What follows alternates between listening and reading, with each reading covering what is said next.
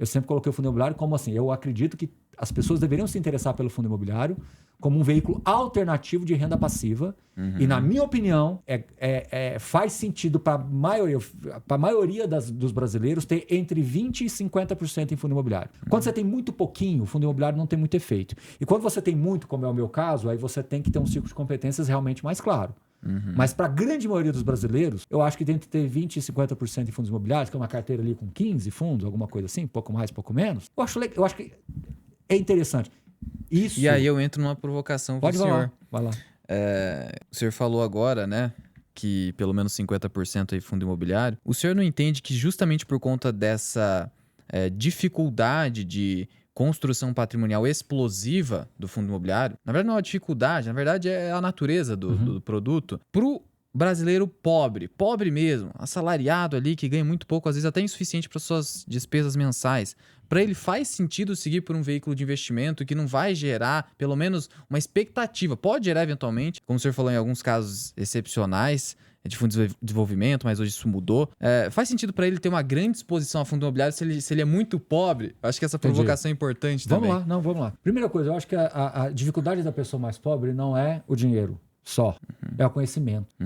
É o tempo que essa pessoa tem. Porque às vezes é um trabalhador que trabalha, cara, um caso recente, não vou citar o nome da pessoa, mas um caso recente, assim, a pessoa trabalha o dia inteiro, chega em casa à noite, toma um banho, depois ainda tem outra jornada de trabalho, de mais quase 4 horas ali, volta para casa meia-noite, no outro dia ele tá 8 horas da manhã no outro trabalho. Então, assim, e falou comigo que, poxa, as coisas estão difíceis, estão apertadas. Então, assim, infelizmente, né, tem muitos outros brasileiros nessa condição. Como é que você leva para essa pessoa o fundo imobiliário? É difícil pelo conhecimento, pelo tempo. Ela tá, assim, é complexo para ela, porque ela tem uma defasagem de conhecimento, de educação financeira muito grande. Então, essa é a primeira dificuldade. Não é o dinheiro, é a primeira dificuldade. Agora, essa pessoa, às vezes, consegue fazer sobrar ali 100, 200, 300 reais por mês e ele vai colocando na poupança porque é a única coisa que ele enxerga. Ele não consegue enxergar nada além daquilo. Tudo bem? Ele já poupa pouco, né? E ainda ele não quer correr risco desse pouco que ele poupa. Por isso que acaba então indo pra poupança. E tem uma frase que eu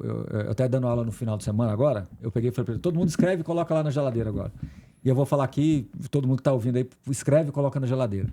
Uma frase que eu aprendi há um tempo atrás, há muitos e muitos anos atrás, e eu acabei fazendo uma pequena adaptação na frase para ela ficar mais dentro do que eu penso. A frase diz o seguinte: as suas escolhas mudam de acordo com o seu conhecimento. Legal. As suas escolhas mudam de acordo com o seu conhecimento, né? E o que acontece? Essa pessoa, ela tem um conhecimento muito baixo, então as escolhas dela são muito restritas. Então a poupança é a única coisa que às vezes acaba se interessando. E aí essa é a primeira barreira. A segunda barreira, que você vira para mim e fala assim, mas ela pode começar a investir em fundo imobiliário? Aí a segunda barreira é o tempo e a dedicação para ela começar a investir. Porque ela vai querer perguntar assim, qual o melhor fundo para investir?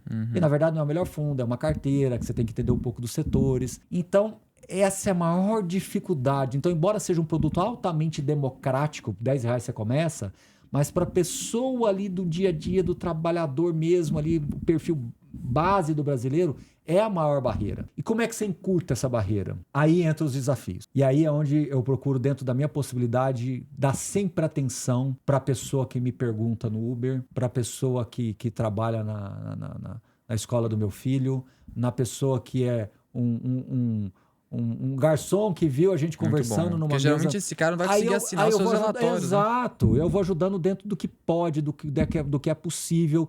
E aí você vai fazendo... Aí se cada um fizer um pouquinho, você vai tirando um pouco essa diferença. Eu até falo que essa defasagem de educação financeira é muito grande. Então, é meio contra-intuitivo mesmo, né? Você falar que o investimento em fundo imobiliário é super democrático, mas ao mesmo tempo ele não alcança esse trabalhador.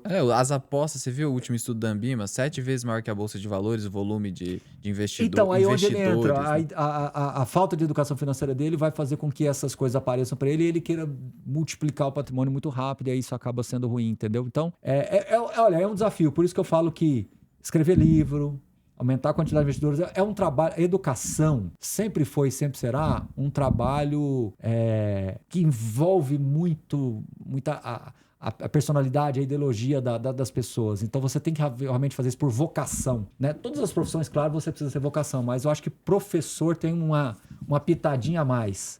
Porque o professor, ele abre mão de muita coisa, ele aceita muito desaforo.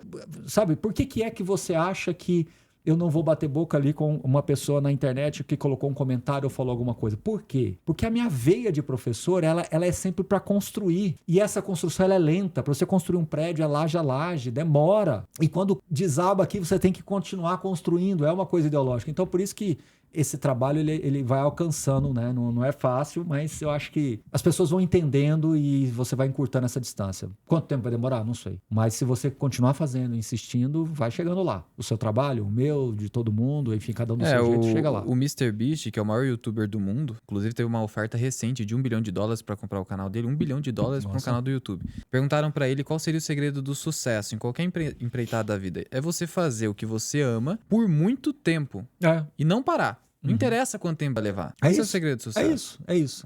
É exatamente esse trabalho do professor, né? Eu procuro fazer isso, eu tenho procurado fazer isso meio que intuitivamente, mas a frase dele se encaixa bem no que eu procuro fazer, entendeu? Então é fazendo e dentro dessa linha editorial, dentro desse caminho, né? E vamos indo.